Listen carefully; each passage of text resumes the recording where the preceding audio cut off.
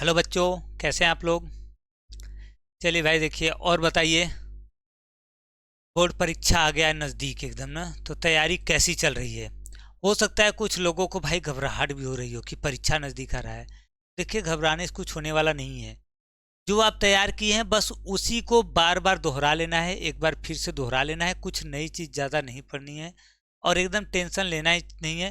Paper बहुत hard भी नहीं आएगा, बहुत सरल भी नहीं आएगा, बीच में रहेगा। अगर आप अभी से भी अगर अच्छे से क्वेश्चन आंसर दोहराते हैं तो अब भी आपका पेपर बहुत अच्छा जाएगा। और इसी तैयारी को बरकरार रखने के लिए देखिए आज हम लेकर आए हैं यूपी बोर्ड एग्ज़ाम 2025 के लिए जो है देखिए 12th फिजिक्स के 10 ऐसे प्रश्न जो एग्जाम में बार बार पूछता है। ठीक है, 10 ऐसे प्रश्न हैं जो एग्जाम में बार बार पूछे जाते हैं। ठीक है, और यह प्रश्न देखिए भूलकर भी मत छोड़ना भाई, 6 मार्च को इसमें से आने वाला है। आप इस क्वेश्चन को तैयार कर लीजिए। ठीक है, इस क्वेश्चन को तैयार कर लीजिए भाई, जरूर से जरूर तैयार कर लीजिए।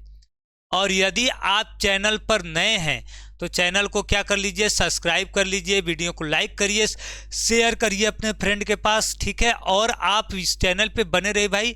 आपकी बोर्ड परीक्षा आते आते तक लास्ट दिन तक हम आपके साथ जुड़े रहेंगे और आपकी तैयारी को इस एक महीने में भी बेहतर बना देंगे। इस एक महीने भी अगर आप हमसे चैनल पे लगातार जुड़े हैं रेगुलर, तो आपकी तैयारी इस एक महीने में भी बहुत अच्छी तैयारी हो जाएगी। और फिजिक्स की नहीं, हर एक सब्जेक्ट की, फिजिक्स केमिस्ट्री मैथ हो या बायो हो, हिंदी की इंग्लिश की भी, आपकी हिंदी की भी तैयारी बहुत ज़बरदस्त चल रही है। ठीक है, इसमें मैम बहुत अच्छे से पूरा क्वेश्चन एकदम सरल भाषा में अच्छे से पूरा समझा के क्लियर करा रही हैं। अगर आप ये एक महीना भी अगर मन से देख लेते हैं, चैनल पे जुड़ जाते हैं, तो आपके लिए बहुत बेटर होगा भाई। आप 2025 के बोर्ड एग्जाम में, हम ये तो नहीं कर सकते हैं कि आप एक महीने में ही पूरा एकदम 95 पा जाएंगे, फिर भी इतना कर सकते हैं कि अगर ये भी एक महीना अगर मन से देख लिए तो 80 प्लस तो रहोगे ही। और पहले का कुछ अगर देखे हो भाई, पहले से इतना 6 महीने से तो ऐसा नहीं कि बैठे हैं, 6 महीने में कुछ ना कुछ देखे होंगे, तो वो आपके लिए प्लस पॉइंट होगा। इस एक महीने में ही आप 80 के लेवल में आ जाएंगे। ठीक है, तो चलिए देखिए हम लेट नहीं करते भाई, क्वेश्चन देखते हैं कौन कौन से क्वेश्चन है। देखिए इंपॉर्टेंट 10 ऐसे महत्वपूर्ण जो बार बार पूछे जाते हैं। देखिए पहला देखिए क्या है, वैद्युत फ्लक्स से क्या तात्पर्य है, इसे आवश्यक सूत्र देते हुए समझाइए। वैद्युत फ्लक्स क्या होता है, जो फाई ई होता है, इसे आवश्यक सूत्र देते हुए समझाना, इसका परिभाषा, इसका सूत्र, इसका मात्रक सब लिखना है।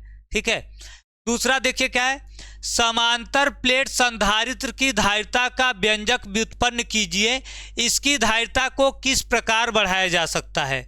समांतर प्लेट संधारित्र की धारिता का व्यंजक, इसका सूत्र का व्युत्पन्न करना है।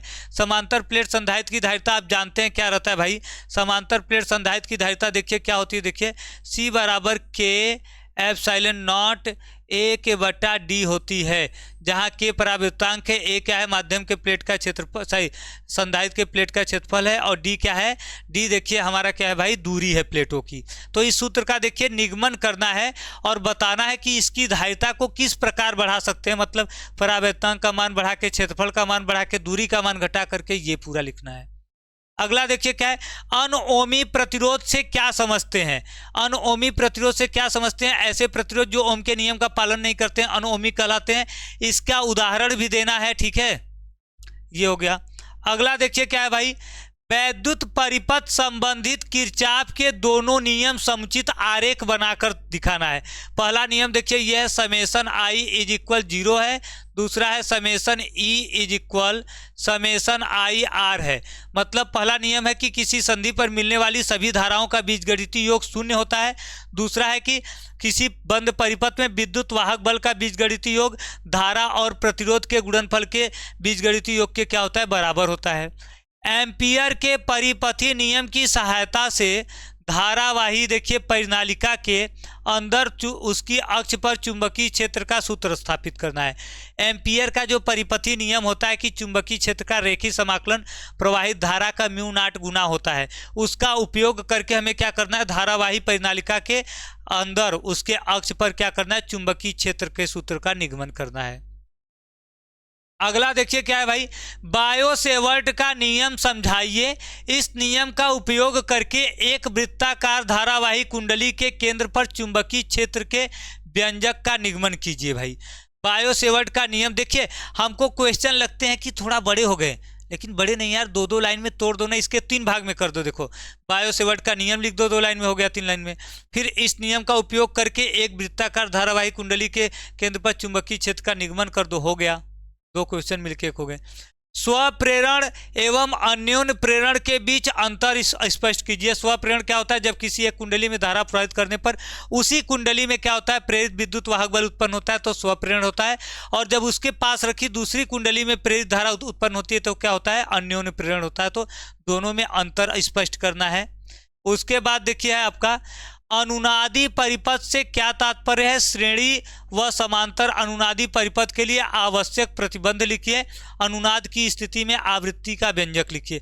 अनुनादी परिपथ देखिए जिसमें जो इसकी स्वाभाविक आवृत्ति होती है प्रभावी आवृत्ति के बराबर होती है, वह अनुनादी परिपथ है।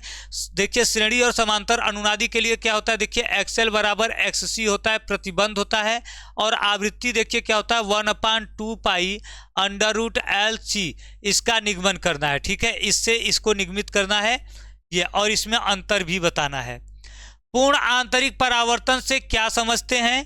पूर्ण आंतरिक परावर्तन के लिए आवश्यक शर्तें लिखिए।